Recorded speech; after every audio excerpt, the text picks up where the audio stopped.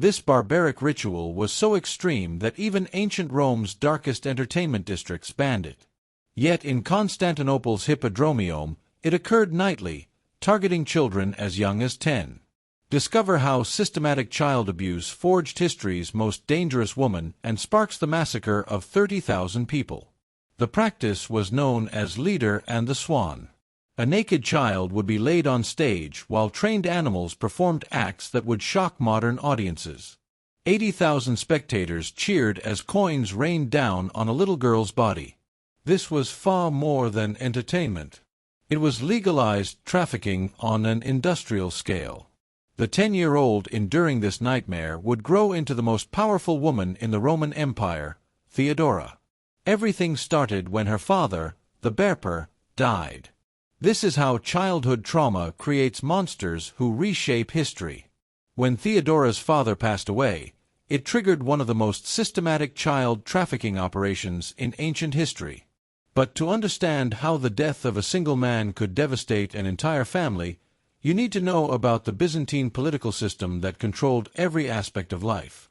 Constantinople in 504 CE was divided by two massive political factions: the Blues and the Greens.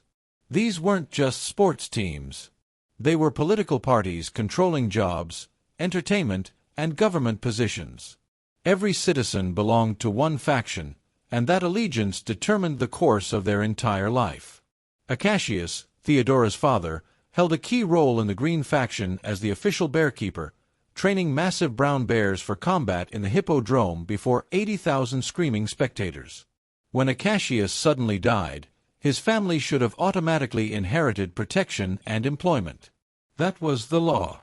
But everything went catastrophically wrong. Asterius, the Green faction's dancing master, who oversaw entertainment positions, accepted a bribe. Instead of safeguarding Acacius's widow and 3 daughters, he handed the Berper position to another man entirely. With a single corrupt decision, he condemned 3 young girls to the most sophisticated child trafficking network of the ancient world. Theodora's mother faced an impossible choice: watch her daughters starve or hand them over to the brutal system that kept Constantinople's entertainment industry profitable. She chose survival, but the cost was unimaginable. To grasp the horror, know that even ancient Romans who invented gladiator death matches considered Byzantine circus entertainment too extreme for civilized society. What followed would today be considered organized child abuse. In a scene of calculated humiliation, Theodora's mother dressed her 3 daughters as supplicants with laurel wreaths and paraded them before 80,000 spectators in the Hippodromium. She was effectively advertising them for intimate services, pleading with the crowd to take pity on these children now available for the darkest demands of the entertainment industry. The Greens, responsible for this crisis through corruption, turned their backs completely. But the Blues showed mercy, offering work to the stepfather. This moment sealed Theodora's destiny and imprinted a lifelong lesson. She would never forget who abandoned her family and who offered compassion. By age 10, Theodora was performing the most degrading acts imaginable. Leader and the Swan became her specialty, lying naked on stage while trained geese picked barley seeds from her body. Thousands of men cheering and tossing coins at a child's naked flesh. Yet the theatrical perversion was only the beginning. The real horror unfolded behind the Hippodrome walls, where children as young as 8 were expected to provide intimate services to senators, merchants, and wealthy citizens. Byzantine law treated actresses and performers as equivalent to prostitutes. Physical submission wasn't just expected. It was legally enforced. Consider the psychological toll. A child who should be learning to read and write was instead discovering how men's carnal desires made them powerful, how pain could generate profit, and that her body was her only asset in a world that viewed her as disposable. But Theodora didn't merely survive. She studied. While other children broke under psychological torment, she analyzed the power dynamics. Each performance revealed how senators lost control and dignity over a child's body. She observed wealthy merchants become pathetic, desperate for their preferred entertainment. Every act became a masterclass in human weakness, intimate psychology and the dark mechanics of desire. The hippodrome became her university, and the curriculum was manipulation through physical exploitation. The bearkeeper's death had created perfect conditions for producing history's most dangerous woman. Someone who understood how to weaponize the very carnal appetites men assumed gave them power. And Theodora was about to graduate with deadly honors. For 6 years, Theodora endured the most barbaric practices in the ancient world. Yet, while other children were destroyed by systematic abuse, she learned how to destroy the men who believed they owned her. By 16, she was the hippodromeome's most sought-after performer, not just for her body, but for her intelligence. The same senators and merchants who had thrown coins at her naked 10-year-old body now paid top prices for private sessions. They thought they were buying a prostitute. They had no idea they were shaping their own executioner. Then came the opportunity that would turn victim into predator. Hesselus, the Syrian governor of Libya, visited Constantinople seeking entertainment.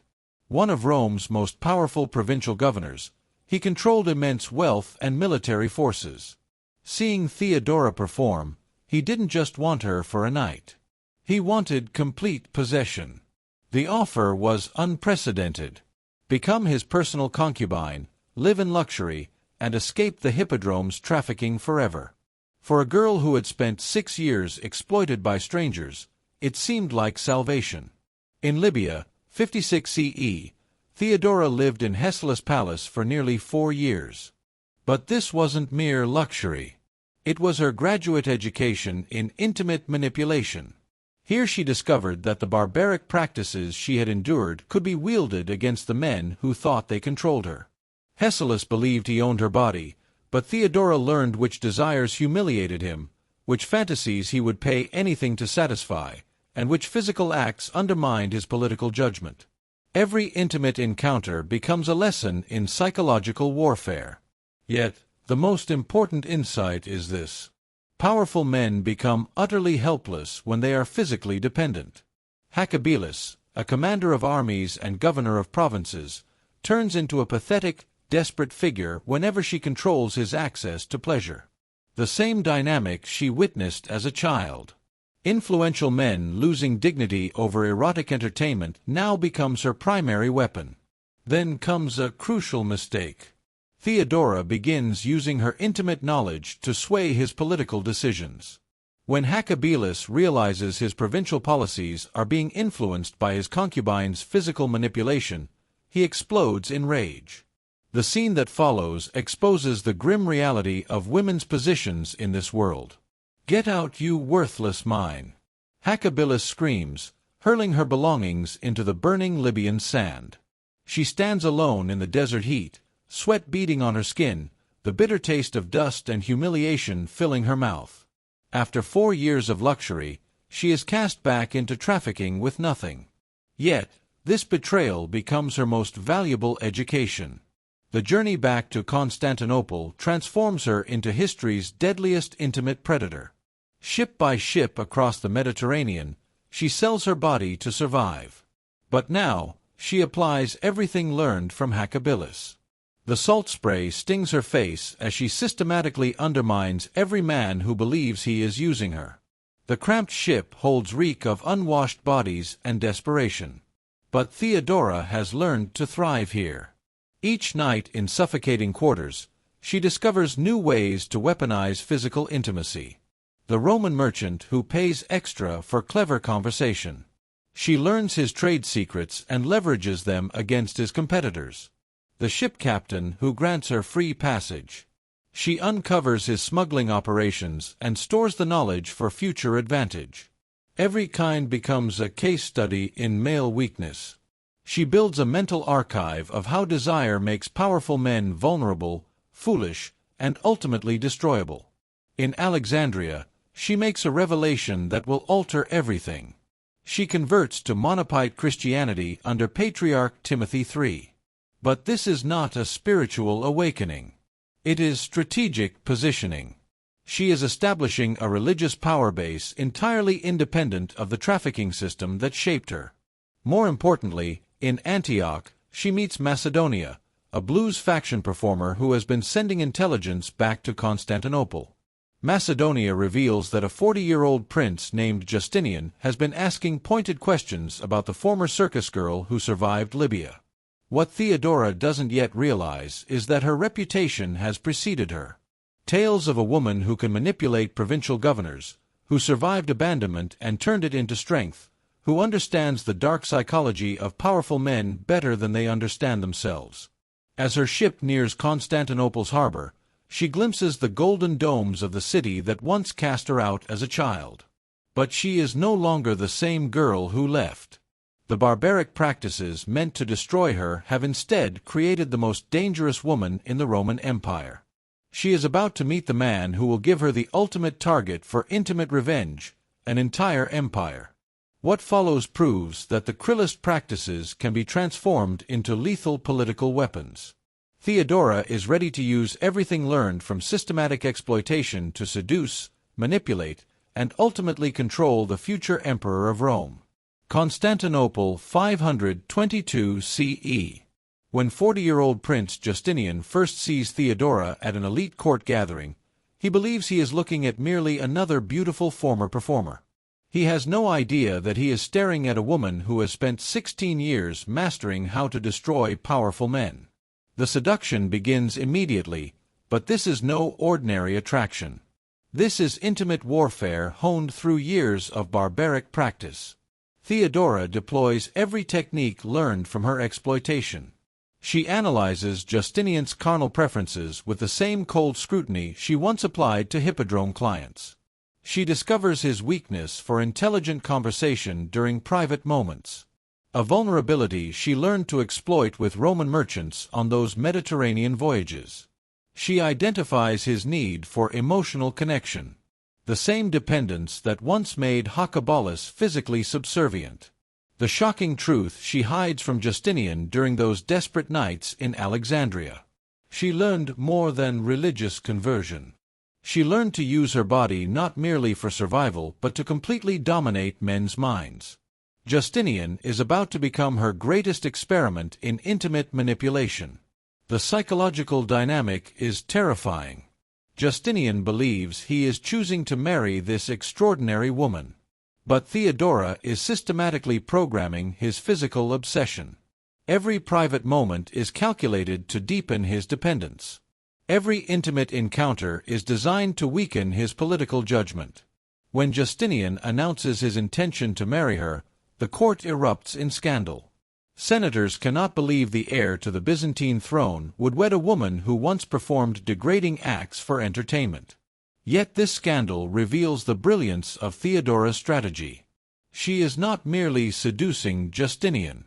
She is forcing him to choose between political propriety and carnal obsession. And physical addiction always wins. The legal barriers seem insurmountable. Constantine's ancient laws specifically forbid senators from marrying actresses. Once an actress, always an actress. The law permanently enforces erotic entertainers' separation from political power. But the true obstacle is personal. Empress Euphemia stands between Theodora and ultimate authority like an immovable wall. She herself rose from slavery to the highest position a woman could attain. But Euphemia sees exactly what Theodora represents. Intimate manipulation weaponized for political conquest. I climbed from slavery, Euphemia declares before the court, finger pointed accusingly at Theodora. But I was never a prostitute. The confrontation crackles with tension. Former slave versus former trafficking victim, fighting over who deserves to rule an empire. Euphemia understands the danger perfectly. She is not merely opposing a marriage. She is attempting to prevent a woman trained in barbaric practices from gaining imperial power. She blocks every legal reform, uses her influence to halt marriage discussions, and forbids Theodora from attending court functions. Then, on a cold night in 523 CE, Empress Euphemia dies mysteriously in her sleep. No warning signs, no illness, no witnesses, just a sudden death that removes the only person capable of stopping Theodora's intimate conquest of the empire. The timing is suspicious. Within hours of Euphemia's death, Emperor Justin begins drafting new legislation tailored specifically to allow Theodora's marriage. The law is so precise, it might as well have her name inscribed upon it. The terrifying reality: Theodora had learned about poisons during her years of trafficking. The experienced women who survived the system taught her which herbs could incapacitate dangerous clients, which toxins left no trace, and which methods mimicked natural death. The sudden removal of the sole obstacle to her marriage is not coincidence. It is the application of knowledge gained through years of abuse. 525 CE Hagia Sophia. The wedding ceremony represents the ultimate triumph of intimate manipulation over political authority. Every step Theodora takes down the marble aisle is carefully orchestrated theater. The same girl who once performed naked for coins now dons imperial purple silk. Yet her mastery of performance remains unchanged. This is not merely a wedding. It is the coronation of systematic exploitation.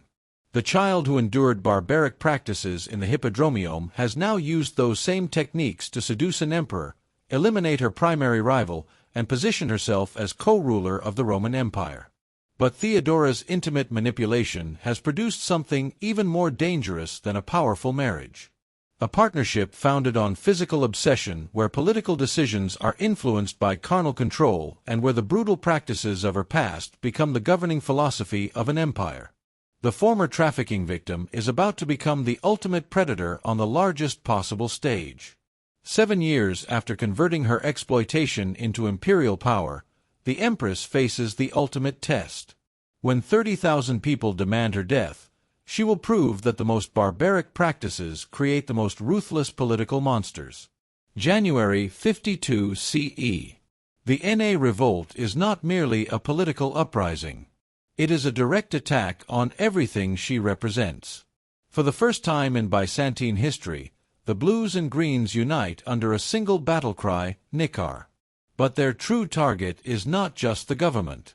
It is the former prostitute who manipulated her way to imperial power through intimate warfare. The crowds filling Constantinople streets are not angry merely about taxes or policies. They are revolting against the very idea of a woman trained in degrading practices ruling the empire. Every chant of Nikar carries the unspoken message: the must die, must die. This is the moment she has been preparing for her entire life. Every humiliation endured in the Hippodromium, every manipulation technique learned through trafficking, every psychological weapon honed through childhood trauma, all lead to this point. Violence erupts like wildfire through the narrow streets. The acrid smoke of burning buildings stings eyes as mobs surge forward with torches. The original Hagia Sophia erupts in flames, its ancient timbers crackling and collapsing in showers of sparks. The Senate House burns to the ground. Centuries of Roman law reduced to ash. But for the Empress, watching the city burn is not frightening. It is familiar. The chaos recalls the Hippodromium crowds screaming for erotic entertainment. The same energy that once demanded her naked body now demands her death. She understands mob psychology because she learned to manipulate it as a child. The metallic smell of blood mingles with burning wood as armed rebels execute government officials in the streets. Military units defect, discarding their weapons and joining the uprising. Even the emperor's bodyguards hesitate, questioning whether to stay loyal or save themselves. Then the rebels make their ultimate decoration. They proclaim Hypatius, nephew of the former Emperor Anastasia, as the new ruler. The message reverberates through every district. The reign of the corrupt imperial couple is over. Military commanders discuss evacuation plans openly. Treasury chests filled with gold and silver are loaded onto ships in the harbor. Wooden planks groaning under the weight. Justinian's closest advisors beg him to flee while escape is still possible. Their voices cracking with desperation. Yet they do not understand what they are asking. They are urging Justinian to abandon the woman who has controlled him for 7 years through intimate manipulation, whose physical influence has become the foundation of his political authority. They are asking him to reject everything she represents. Then the Empress rises from her chair, her silk robes rustling through the terrified silence. This is the moment when years of exploitation transform into ultimate political power. The 10-year-old girl who learned to perform for violent crowds is about to give the performance of her life. My opinion is that the present time above all others is not the right moment for flight. Even though it brings safety, her voice cuts through the panic like a blade. Each word carrying the authority of someone who has survived the worst men can do to a woman. May I never be separated from this purple, and may I not live to see the day when those who meet me shall not address me as mistress. She looks directly at Justinian, her dark eyes burning with 16 years of accumulated childhood rage. The flickering candles cast shadows across her face as she delivers words that will seal the fate of 30,000. As for herself, she invokes an ancient saying, "Royalty is a good burial shroud." This is more than political defiance. It is revenge on the ultimate scale. The crowd demanding her death represents every man who ever paid to abuse her body. Every senator who threw coins at her naked childhood performances. Every client who believed he owned her because he purchased her services. Justinian, still physically obsessed after 7 years of manipulation, chooses massacre over abandoning his empress. The plan is brutally simple and reveals her mastery of crowd psychology learned in the Hippodromium. Generals Belisarius and Mundus will surround the arena during the rebels' victory celebration, trapping all enemies in a single location, the very venue where she once performed degrading acts. 100,000 people fill the Hippodromium believing they are witnessing the birth of a new empire. Instead, they are walking into the ultimate revenge fantasy of a former trafficking victim. The same arena where she learned to manipulate crowds through spectacle will now become the site of history's most systematic massacre. The killing begins when the celebration reaches its peak. Imperial soldiers block every exit with grinding metal gates, then move through the crowd with methodical precision. Screams echo off stone walls as families are slaughtered where they stand, blood pooling in the sand that once absorbed the tears of exploited children. The irony is perfect and terrifying. The arena that taught her to perform for violent crowds now becomes the stage for her ultimate performance. The systematic execution of everyone who dared challenge her ascent to power through intimate manipulation. By the end of the day, silence replaces the screams. More than 30,000 corpses litter the arena floor. Not a single rebel survives. The Hippodromium, where barbaric practices once entertained the masses, is now a graveyard claimed by the woman those practices created. Justinian's 535 CE reform requires all governors to swear loyalty not just to the emperor but to his empress as well. The former trafficking victim has achieved the ultimate revenge. Legal recognition as co-ruler of the empire that once exploited her body. 30,000 people died because barbaric practices created a woman who understood that survival demanded the complete destruction of anyone threatening her authority. And this is only the beginning of her reign of vengeance. With 30,000 corpses as proof of her power, Theodora now applies intimate knowledge gained from barbaric practices to systematically eliminate every remaining threat. What follows demonstrates how childhood exploitation becomes perfect training for political assassination. From her private imperial chambers, she operates what historians call a parallel government. But it is far more sinister. An intelligence network that would rival modern spy agencies.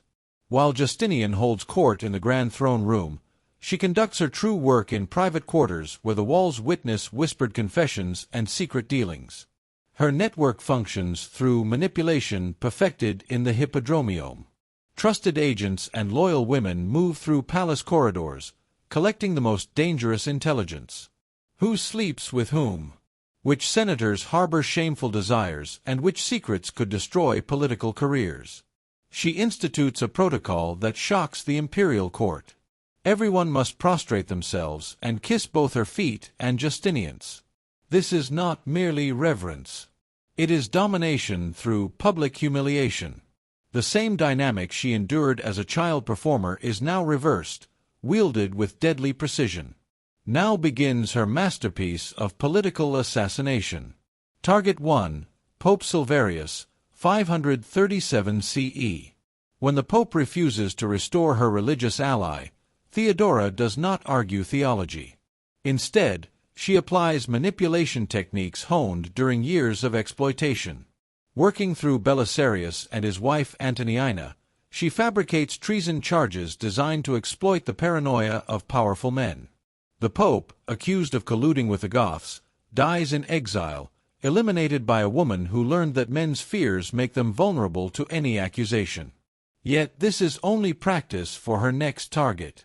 Target 2. Queen Amalesa of the Ostrogoths, 535 CE. Here, jealousy becomes genocide. Suna embodies everything Theodora fears. Natural nobility, inherited power, and worst of all, she has been corresponding with Justinian about political alliances. Theodora recognizes the signs immediately. Late-night readings of letters, lingering over diplomatic phrasing that could be interpreted as romantic political discussions that resemble intellectual seduction. She sees Justinian falling under another woman's influence using the same techniques once used on him. Her solution reveals the predator's mindset.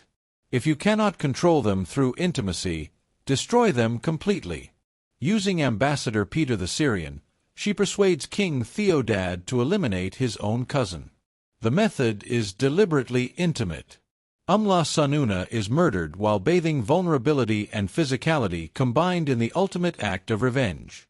However, her masterstroke demonstrates how barbaric practices produce perfect killers. Target 3. John the Cappadocian, 541 CE. As Taurian prefect, he is the only man capable of rivaling her influence over Justinian. More dangerously, he is immune to ordinary manipulation because he understands it. So Theodora applies the psychological warfare she learned as an exploited child. For 6 months, she wages a campaign designed to break his mind in the same way her own was once tested in the Hippodromium. Every day, John receives disturbing gifts echoing the trauma techniques used on child performers. Wilted flowers symbolizing death, small daggers representing penetration, paintings of execution methods reminiscent of the violence victims always fear. John begins to exhibit the same psychological symptoms she endured as a child. Sleeplessness, paranoia, jumping at shadows, sweating through normal interactions. She is recreating her own childhood trauma in the mind of her enemy. Then comes the trap that reveals her true genius. The Empress and Antoniina form the deadliest alliance imaginable. 2 women who understand exactly how manipulation can destroy men. They use John's own daughter as unwitting bait, arranging a fake conspiracy meeting where surveillance agents record every supposedly treasonous word. The fall is immediate and total, reducing John from a position of imperial power to begging in the streets of Egypt. This is how a woman trained in barbaric practices eliminates her enemies. By recognizing that every man's mind can be broken in the same way hers once was, albeit with different techniques. These assassinations reveal her greatest achievement, transforming victimhood into predation. She is not merely eliminating rivals. She is using the knowledge gained from exploitation to reshape an empire where manipulation becomes the central tool of governance. The former trafficking victim has become the ultimate predator, and this is just the beginning. The barbaric practices that created history's deadliest woman continue to influence the world even today. Her ultimate victory was transforming childhood exploitation into laws that would govern human behavior for centuries. The Corpus Juris Civilis, the foundation of Western legal tradition, bears the fingerprints of a woman who learned law through systematic abuse. Her legal reforms serve a singular purpose: ensuring that no other woman endures the degrading practices she survived while simultaneously using the same techniques to maintain absolute power. Her anti-prostitution legislation reads like the revenge fantasy of a former trafficking victim. She prohibits forced prostitution, makes it illegal for brothel keepers to prevent women from leaving, and orders the closure of establishments that practice the same exploitation she once endured. At the same time, she establishes the Metanoia convent, requiring former prostitutes to enter religious life, thereby controlling other women's physicality in the same way hers was once controlled. Her marriage and criminal justice reforms reveal a mind that understands intimate violence intimately. She makes rape punishable by death regardless of social rank, transfers a rapist's property to the victim, and expands women's divorce rights. These are not simply progressive policies. They are the legal codification of revenge by someone who knows precisely how men use physical power to harm women. Most revealing of all, her succession control operates through manipulation of family structures. She orchestrates marriages across the court, punishes those who resist her politics, and ensures that her conquest of Justinian translates into dynastic control for generations. June 28, 548 CE. When the Empress dies at 48, likely of cancer, the political impact reveals the true extent of her manipulation. Justinian falls into complete psychological collapse, never remarries, and rules ineffectively for 17 more years. The man she controlled for decades cannot function without the woman who weaponized intimacy to consolidate political power. Most tellingly, little significant legislation emerges after her death. The legal genius of their partnership dies with the woman who mastered the art of turning manipulation into governmental control. Archaeological evidence from the San Vatitali mosaics shows her depicted larger than other figures wearing a cloak embroidered with the three kings bringing gifts to Christ.